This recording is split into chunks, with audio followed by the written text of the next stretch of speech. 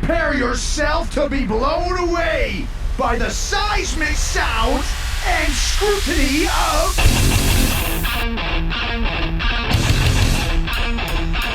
Aftershocks Podcast with Chris Aiken and Matt Hartnett.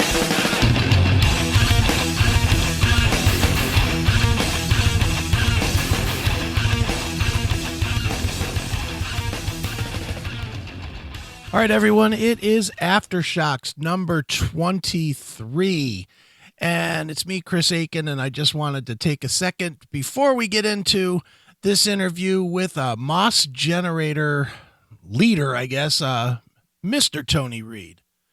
With this interview, we talked to Mos Generator, to Tony, and of course we had technical fuck-ups. So we lost about the first 10 minutes of interview here, and we actually had to switch from video to audio, but still what's left is about 30 great minutes of just learning about a smaller band that's out there fighting every day to make it. So just wanted to let everybody know that's why it's going to seem a little jumbly when you get into the interview, but it is a great interview nonetheless. It is Mos Generator. They are currently working a 7-inch that they did a split with Void Vader called Covering Queen.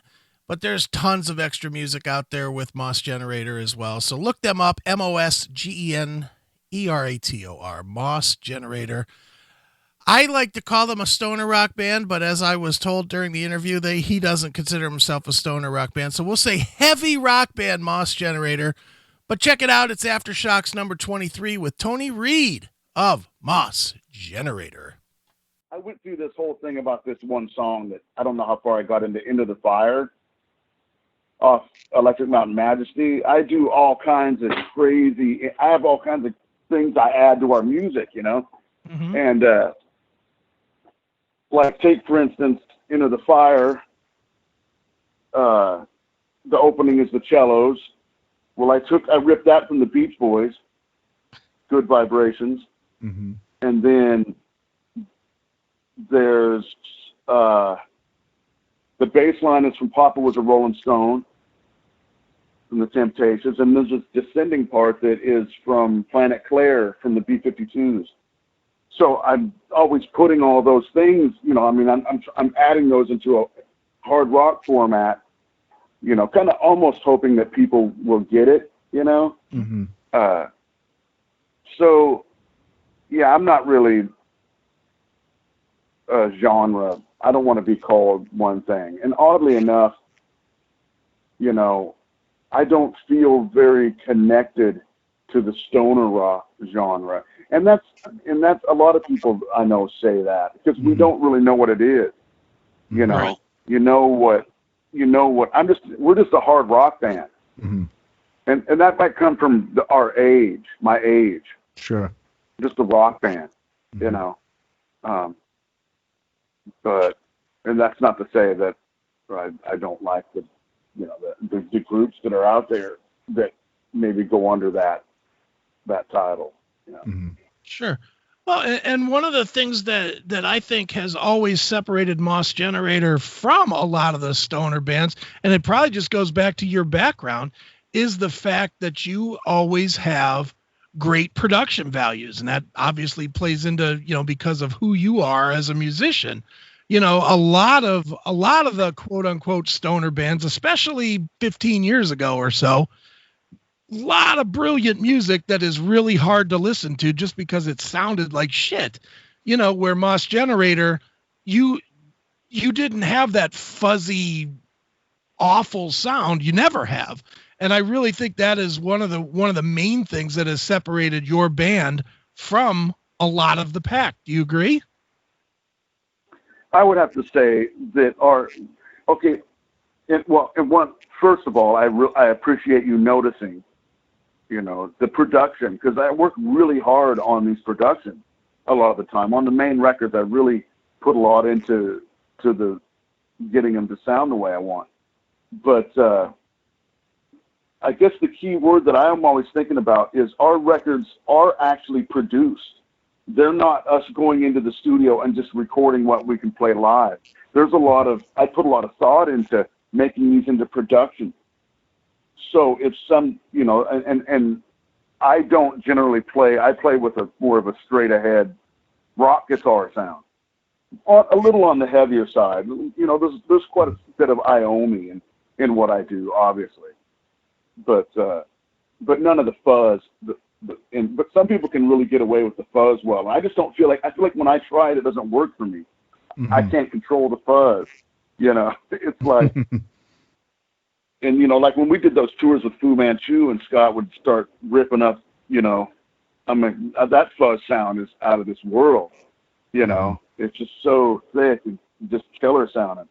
And I just don't, I tried to apply that to I'm going to try some of this. And you just have to really be kind of one with that to get it right, I think. Mm-hmm. Sure. In songwriting and just, anyway, go ahead. I was going to say, of the fact, like you just mentioned, you've toured with Fu Manchu, bands like Atomic Bitch Wax. Those bands are obviously sort of the, I guess the big names in that, quote unquote stoner rock scene. I feel like, I'm going to piggyback of Chris, I really feel also that you guys, you have the song. You got, to me, like when I think of, you have like hit songs, you know what I mean? Strangest Times, Cosmic Arc, Lonely One Kenobi. Those are all like top notch to me, hit like rock songs. But as you mentioned, you're not necessarily pigeonholed into any genre, which you said you prefer. Do you think that's maybe one of the reasons too why, for instance, you're not doing the headlines and yet you're also opening for these bands? Because like I said, it's definitely not a lack of the quality of songs and, obviously your catalog.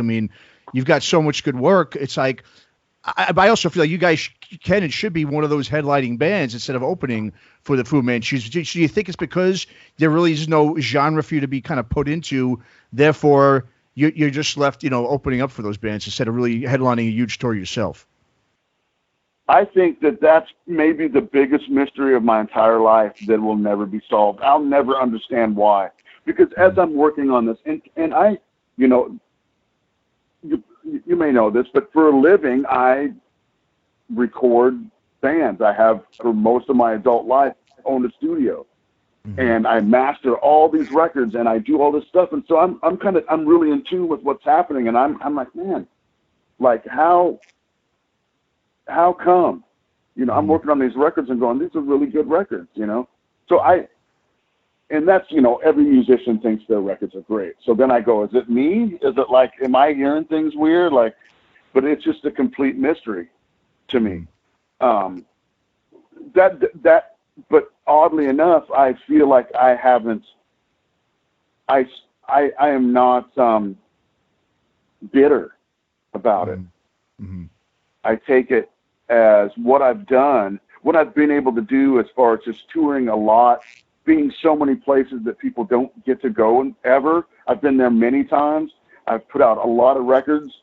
The fan base is, the fans are generally like true loyal fans, not because we're cool or hip. These are people that are moved by it. So, I try to look at the positive part of the whole situation. Sure. Well, it also could be. It could be. I was just gonna say. I think it could possibly. I'm just venturing a guess here. If you guys, I think, would have maybe started like just. It could be a timing thing too. If you guys, Fu Manchu and Atomic Bitch Wax, just to use those two names. They were started a couple of years before you did. Well, a little bit back. Fu Manchu started a little bit earlier, but they kind of got signed and were really got big in the mid to late 90s when you guys really started up right around the time when the music business was kind of collapsing, and everything was changing. So these bands they were on those labels. They had a couple of records out by the time everything kind of changed. So I think because of that, they might have had more broader audience just due to that. Whereas, like I said, you guys just kind of started. So I'm just thinking maybe it could have been that too. It could have just been a few years off, I think if we would have been able to tour more in the early days, that was another thing why I had to switch rhythm sections. That was the main thing. I knew that we were out there just really ripping it up, I felt like, okay, we're doing really quality music. We're a great band, but we're not able to tour enough. Mm-hmm. Right. And then when we toured a lot in the last 4 years, like a lot. But I think that it was like, now it's so saturated Mm-hmm. you know. But I also think you're correct. In a few years earlier, because I've seen so many ups and downs in this scene, where it's like, you know, when we first started, you could only play in big cities and maybe get a decent audience. Now you can almost book a gig in any town in America, and there's fans of this music that will come out. Maybe it's only 20 people, but when we started, you couldn't even get, you know, double that in a major city, you know. Sure. So it's been a weird ride, you know. And I might, at this point in my life, when I think about my career, I look at it as maybe after I'm dead, somebody will, you know, this will pick up and somebody will discover it, like all these other bands that all of us are kind of discovering from the 70s. Like, True. how come they never got big? Like, you know, and so now I can just hope that happens.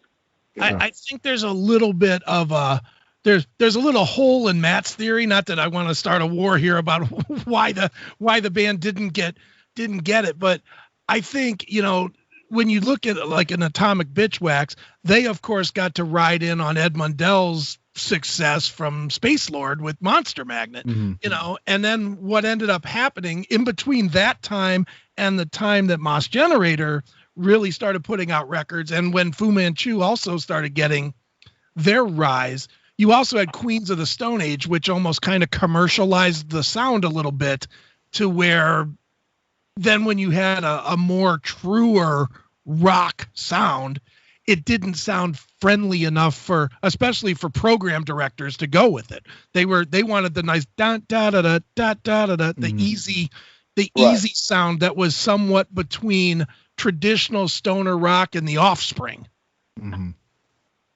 Yeah, but you know, I have to say that in the 90s, I wasn't into Caius and Sleep and that stuff.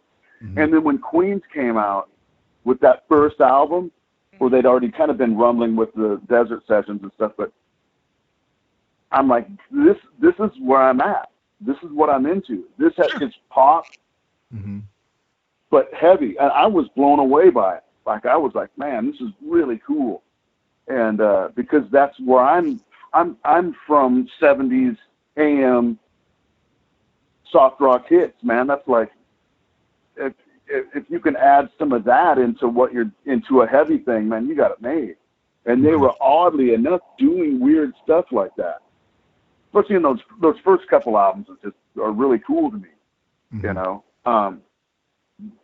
But yeah, I mean, I guess I never thought about that, because if you listen to our first album, there's some choruses on it, like it's like we're going for. But I was coming from a band that wrote power pop. We sounded like Big Star meets the Police and Kiss, like the band before Mos Generator. And which oddly enough was Mos Generator members. Okay. And so we had done that through a lot of the 90s, and then I wrote this kind of heavier tune, and our old drummers were like, hey man, like, I like that tune. We should have a band that kind of sounds like that and get back to our roots, because we're all like heavy metal kids growing up. And so that's kind of how that started, and we got into that. So I was coming out of this power pop thing, and so I just mixing the two, and then we got some like King Crimson for a while or something. I don't know, but who knows? This is the biggest, like I said, the biggest mystery of my entire life. Sure. Sure, man. So I did see, you know, a few months ago that you were, I mean, you've got what, like 9 studio LPs now. You got 2 live records, countless 7-inch and 12 inches that I can't keep track of. I did see, though, a few months ago that you were in process of putting together like a compilation download of like a vinyl only releases or songs that were on out of print CDs and cassettes. I think there was like 36 songs you were going to do. Are you still planning on doing that? Is there any news on that? Yeah, I was thinking about trying to get it done before this last hurrah, where where Bandcamp waives the fees that they charge you. And it's the plundering of the vault, is what this whole thing is. And I'm certainly down with doing it, but we're already, like, this year we're releasing 2 more 12 inches and that haven't been announced yet. And who knows when. I'm just unearthing all kinds of live shows that I'm going to put out too. But this whole plundering in the vaults is something I really want to do. But it starts to become hard decision on what to put on it. I guess somebody said, why don't you split it into like 3 volumes or something, so it's not. I don't even know if they'll let you put 3 hours of music in one thing on Bandcamp for sale. True. Yeah. Yeah. Well, with releasing the live music too, even the one thing that you have done, that is another thing that you've done extremely well. And again, I go back to production value, and I'll point to Night of the Lords, which is in my humble and opinion is just one dumbbell, is my favorite thing that you guys have done. Forget all the albums. I listened to Night of the Lords for the last 3 years, probably once a week, just because it's such a cool, raw, vibing, great release that actually captures what it is about your band that makes you special live. Do you feel that way? And B, what did you use to capture it? Because it just sounds fantastic. Do I feel that what way? That it's the best representation of Mos Generator live. Okay, here's the story is as follows. I remember the show and it being fairly a hard crowd. Okay. I remember even after Vitus played, Wino was like, Regas was like, we toured with them. I don't remember who, but they're like, man, that was a hard crowd, And so anyway, we played the gig. I had a couple of technical difficulties, and the room felt weird. So we kind of and then the sound guy, after the gig, gave me a flash drive with a multi-track. Okay. He recorded it off the board in separate tracks. So, and I threw it in my guitar case, and maybe a year and a half later, I found it. I'm like, oh, what's on this? And I plugged it in. It was all those tracks. And this can't be that cool, because I remember it being like kind of a shitty show for it. And then when I mixed it, I managed to bring the energy of the show to the recording somehow, just by mixing it the right way. And that's maybe how that came across. I think there's some really good moments and there's some really okay moments. The fact that we played a Mahavishnu Orchestra King Crimson medley is probably the highlight. Right. We don't play it very well, but we only played it live like 3 times.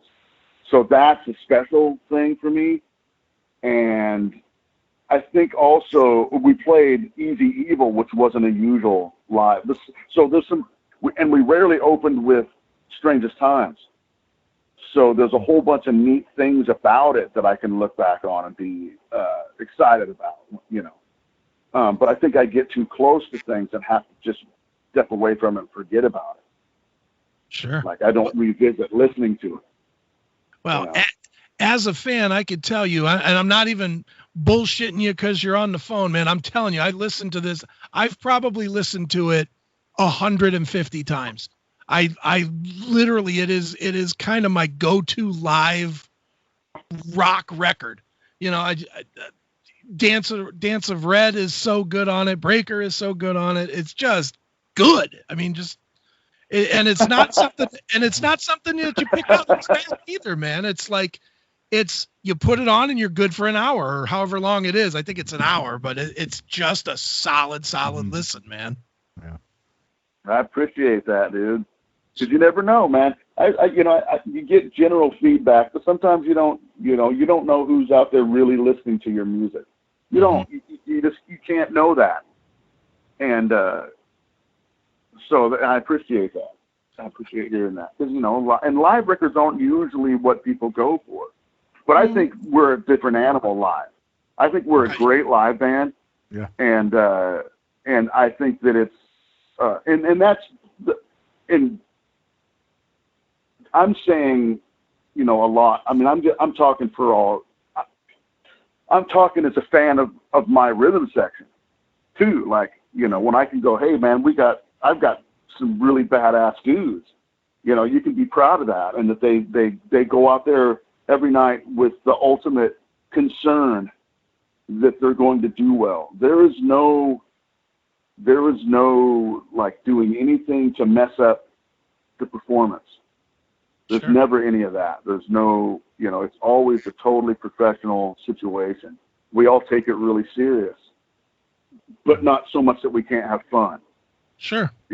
I used to be like that when I was young. It was too serious. Like I was a perfectionist on stage, and I didn't drink. Now I drink. And but oddly enough, I only drink when I'm on tour. When I come home, like I haven't drank in a little bit of Jaeger here, but I don't drink generally. Okay. And but on stage, those shots of Jaeger kind of get me in tune with the crowd and all that kind of stuff, and it changes everything. It makes me not so uptight about my mistakes. Sure. Because I live on a mistake till the next song. Right. Yeah. Oh man, I hit that wrong note. But when I'm Jaegered out, like I'm fine. Mm-hmm. Yeah. And that's one of the cool things about your band live is that it really is kind of at least again as a fan, it's an organic show. It's not a watching a band looking down at their feet to see what the next track is on the list. It really is an organic, the crowd's into it. You guys are into it. I'd imagine that the shows get better and better as the crowd gets more and more into it, from start to finish. Yeah, absolutely. It just, I've only seen the band once, which is probably my crime. But, the one time I saw you guys, it was, it led me to go and buy 5 or 6 releases after it because, where was that at? Cleveland. Yeah. What was it? The Euclid Tavern, maybe? What's that? I think it was the Euclid Tavern, maybe here in Cleveland, or the Fantasy Theater was somewhere here in Cleveland. It's been a while. with Fu Manchu, yeah? Yeah. Mm-hmm. Yeah. Yeah. But okay. Yeah, we could sit here and both try and figure out brain cells that are gone forever. Yeah. Now, when you say organic, I mean, we don't use set lists. Right. I just feel with the crowd. We open with, okay, we discuss it. Okay, we're going to open with, whatever tonight. And then usually it's Lonely One Kenobi. It's second, always. And then it's like, because Lonely One's going to get them where you need them. Sure. The first song is like, okay, they're coming in, especially if you're like the warm-up group. They're coming in, you're getting them, and then you hit them. They're all standing there, and you hit them with Lonely One. And if you're going to deny that song, like, then that's cool. Then I mean, that sounded kind of arrogant, but it's a good number to really draw people in. Then we just kind of like, what's the crowd? What would they like to hear, based on the response to, to Lonely One, to the first couple. Then you can kind of, are they going to want it fast? Are they going to want it slow? And then you just kind of, sometimes we have to have no, we've never written down. I do it in my head early because we have time slots. When it's time slotted, like a festival or something, it's okay. We got 35 minutes. But anyway. Yeah. Yeah, cool, man. So just to last question I got for you is, so what's your ideal sort of post pandemic plan. Do you see you guys doing like one of these German drive-through things where people just sit in their cars? I mean, I'm just like, because it's like I said, I'm not putting anyone down for doing that. It's because I understand bands, musicians, they've got to, they have a living to make. They've got to, also they want to get out there, and a lot of the fans want to see it, regardless how they do it, whether it's online or some sort of venue like that. Is that something you guys are willing to do, or you're just going to wait kind of things to, really calm down and then really get out there once everything's kind of safe and sound to go, I guess? Well, we have a tour being booked for late April through May next year in Europe. Okay. We'll see if that pans out. We're just going to go ahead and go that way. Well, and part of the problem is me and Sean are from Washington State, and John was from Texas. Mm-hmm. So it's not like, when we're going to do gigs, it has to be super planned out, mm-hmm. and things have to go. We can't just, by other groups, yeah, we could jump. We just started rehearsing again. The country rock band did, mm-hmm. Just recently, and we would go out and play maybe some outdoor things, mm-hmm. picnic, or, I might even go downtown, because I live in a real small town. I might mm-hmm. even go downtown and set up in the gazebo down at the park downtown and just play for something to do. Nice. But we're not going to do any, Moss isn't probably going to do anything that's not really official. We're going to try to make another record. Mm-hmm. And that even seems to be a little bit awkward, because if we're flying Jono up, he's coming from one of the hot spots, Texas, mm-hmm. And he's on an airplane on the way up here. Like, man, we're going to have to quarantine you for a while. Yeah, true. Yeah. Yeah, no, true. So and cool. we're pretty safe here where I'm at, mm-hmm. because just we want to stay safe. Sure. Yeah, we don't understandable. go out much. Yeah. No, understandable. Well, cool, man. Hey, just so any last words you want to put in, or any plugs you want to throw out there for where the the listeners can find your music and maybe purchase some of those new 7-inches that are coming out? Well, Spotify is where you usually, find, just if you want to check us out, just to get your feet wet. Mm-hmm. And there's, online, our merch store, which is the Heavy Head Superstore. Mm-hmm. And that's your general merch. And then I think the 7-inch, the Queen stuff, that's just going to be through Ripple. Okay. And through H42 and stuff. Okay. But I really truly appreciate you guys. Yeah, I can tell you're the fans, and that kind of means more to me than just people that really listen to what's going on. That's all I could ask for in this, mm-hmm. in this making music thing. The people that are genuinely like, yeah, that's like my favorite live record or whatever. That's that, like I said, means more to me than kind of anything else, especially, as a songwriter and a musician. Cool. And I really appreciate it. Yeah, sure, man. If anybody that doesn't know out there, they should check online. There's a video I think I saw a couple of years ago. You've got like one of the biggest vinyl record collections that I've seen, man. You've got a shitload of records. So, I mean, some people should check that out. Just, find that video, because, man, I was blown away when I seen that, man. I collect vinyl, but I'm nowhere even close to what you got, man. So, kudos to you for having. I keep buying them too. I was like, why am I buying all this? Like, actually, a buddy of mine bought a record lathe, so I can cut my own records. Okay. Like, nice. And I went to Germany and I learned how to run this machine, and I'm telling you, it's not as easy as it seems. It's kicking my ass. But I've made some records, downstairs under the studio, mm-hmm. and so I make my own compilations, Bob Welch compilations, or whatever. But yeah, and I listen to records every day. Mm-hmm. Very cool. I put them on every day when I'm doing stuff, when I get up, or it's just it's a thing from my youth.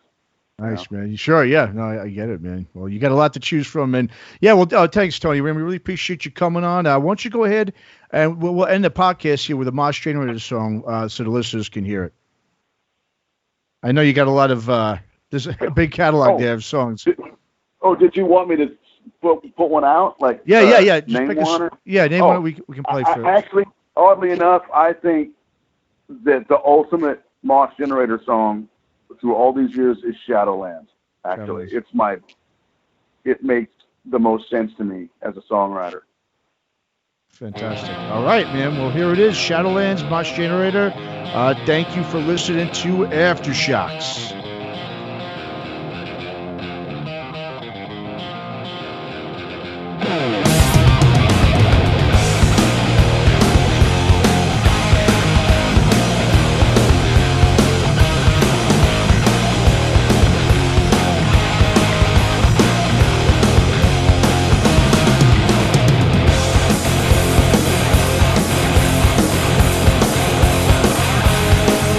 I'll tell you what I've seen here in the darkness. Shadows of the specters destroying living worlds. Well, the woods are hiding somewhere deep inside you. Tell me what you're thinking. I've really gotta know.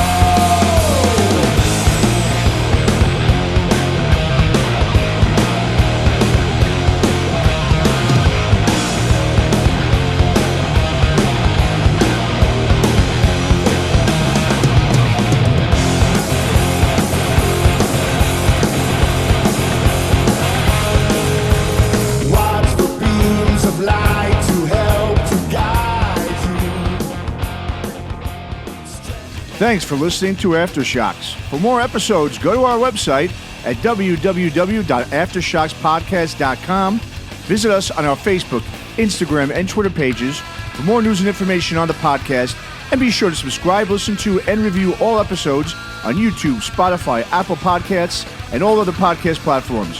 For your music listening pleasure, visit our website or go to www.shockwavesradio.com. For all comments and questions, please email us at info@aftershockspodcast.com.